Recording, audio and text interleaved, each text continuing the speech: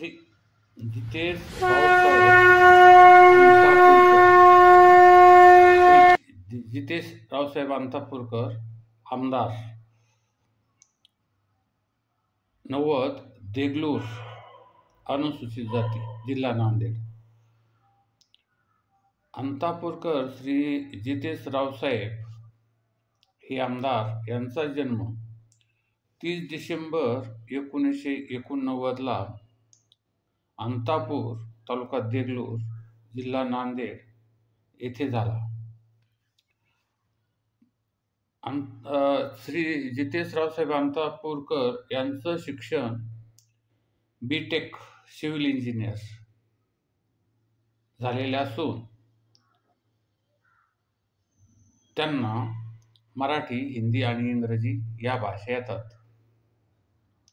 जितेश रावसाहेब अंतापूरकर हे अविवाहित आहेत आणि त्यांचा व्यवसाय शेती, समाजकारण, राजकारण वगैरे आपल्या समाजाची विविध प्रकाराने ते सेवा करीत राहतात. ते भारतीय राष्ट्रीय काँग्रेसचे या पक्षाचे आमदार असून त्यांचा मतदारसंघ 90 देगलूर जिल्हा नांदेड येथे आहे. तर देगलूर हा जो मतदारसंघ आहे हा महाराष्ट्राने भारतात प्रसिद्ध असा मतदारसंघ आहे. या मतदारसंघामधून खूप चांगले लोक निवडून गेलेले आहेत.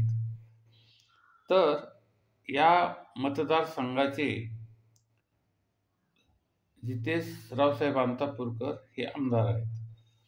आता त्या व्यतिरिक्त बोरिवलीच्या बालक आश्रमाचे ते सदस्य आहेत, अध्यक्ष. बालक आश्रम बोरिवलीचे ते अध्यक्ष असून अण्णासाहेब साठे विकास महामंडळ याचे सदस्यही आहेत. आणि नोव्हेंबर 2021 मध्ये ते पोनी असून त्यांची महाराष्ट्र विधानसभेवर निवड झालेली आहे. त्यांना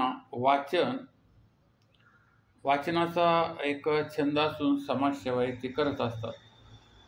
ते राहण्यासाठी अंतापूर, तालुका देगलूर, जिल्हा नांदेड येथे त्यांचं निवासस्थान आहे. आता एकंदरीत 2019च्या निवडणुकीमध्ये जे काही मतदान झालं त्यामध्ये एकूण मतदानापैकी वैध मतदान होतं 1,89,757 पैकी भारतीय राष्ट्रीय काँग्रेसचे जितेश रावसाहेब अंतापूरकर यांना 1,08,840 इतकी विक्रमी मतं मिळाली. त्यानंतर त्यांचे जे विरोधक होते भारतीय जनता पक्षाचे सुभाष पिराजीराव साबणे यांना 66,907 इतकीच मतं मिळाली. त्यानंतर वंचित बहुजन आघाडीचे उमेदवार श्री उत्तम रामराव इंगोले यांना 11,348 इतकी मतं मिळाली.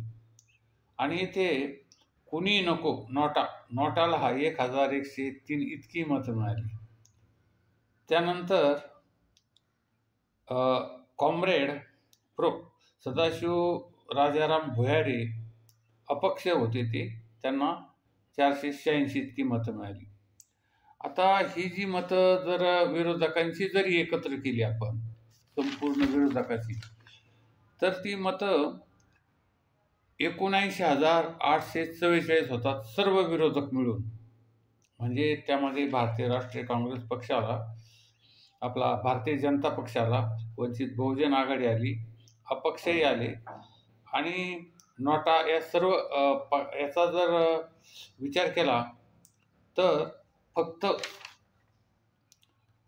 79,844 इतकी मतं ह्या जितेश रावसाहेब अंतापूरकर आमदार यांच्या विरोधात आहेत आणि त्यांना मागील लोकसभेमध्ये विधानसभेमध्ये 1,08,840 इतकी मतं मिळालेली आहेत.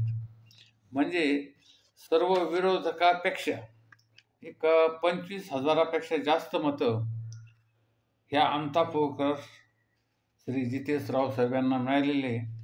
म्हणजे यांचा विजय असा निश्चित आहे अशी काही शक्यता बाळगण्यास काही हरकत नाही. परंतु आता येथे जे राजकीय वातावरण जे बदललेलं आहे ते अतिशय वेगळ्या पद्धतीचं आहे. कारण लोकसभेमध्ये देखील भारतीय जनता पक्षाला पाहिजे तेवढ्या जागा मिळाल्या नाहीत. त्यानंतर शिंदे गट आणि उद्धव ठाकरे गट अशा शिवसेनेच्या 2 शाखा झालेल्या आहेत. तसेच राष्ट्रवादीच्या शरद पवार गट आणि अजित पवार गट असे 2 भाग झालेले आहेत. त्यानंतर भारतीय जनता पक्षाचं जेवढ्या जागा त्यांना मिळायला पाहिजे होत्या त्यापेक्षा खूपच कमी इतक्या जागा लोकसभेमध्ये त्यांना मिळालेल्या आहेत. म्हणजे या निवडणुकीनंतर महाराष्ट्रामध्ये काय होईल आणि कोणता पक्ष येईल हे काही सांगता येत नाही. कारण येथे खूप मोठमोठाले किंवा खूप मताधिक्याने निवडून आलेले उमेदवार देखील पाडलेले आहेत. कारण लोकसभेमध्ये अशा पद्धतीचं प्रकार घडलेले आहेत की त्याच्यामध्ये उदाहरणच बघायचं तर पंकजा मुंडे किंवा अहमदनगरचे किंवा तुमच्या नागपूरमधले किंवा इतर विविध बाकी मुंबईमध्ये या सर्व मतदारसंघामध्ये फार मोठ्या फरकाने नवीन उमेदवार काही निवडून आलेले आहेत आणि जे प्रस्थापित होते ते उमेदवार यावेळेस सहजासहजी लोकसभेमध्ये ते पडलेले आहेत, पराभूत झालेले आहेत. तेव्हा इथं जास्त काम करणारा आणि जास्त लोकप्रिय असलेला उमेदवार जो व्यवस्थित असेल त्याला जनता येथे निवडून देईल अशी शक्यता आहे. परंतु येथे लाटेचाही प्रश्न आहे की एखादी लाट काँग्रेस विरुद्धात, भारतीय जनता पक्षाविरुद्धात किंवा शिवसेना किंवा राष्ट्रवादी काँग्रेस पक्षाच्या विरुद्धात किंवा इतर काही कशाही पक्षामध्ये जर आली तरी त्याही लाटेचा परिणाम मतदानावर होत असतो. तर या अंतापूरकर यांनी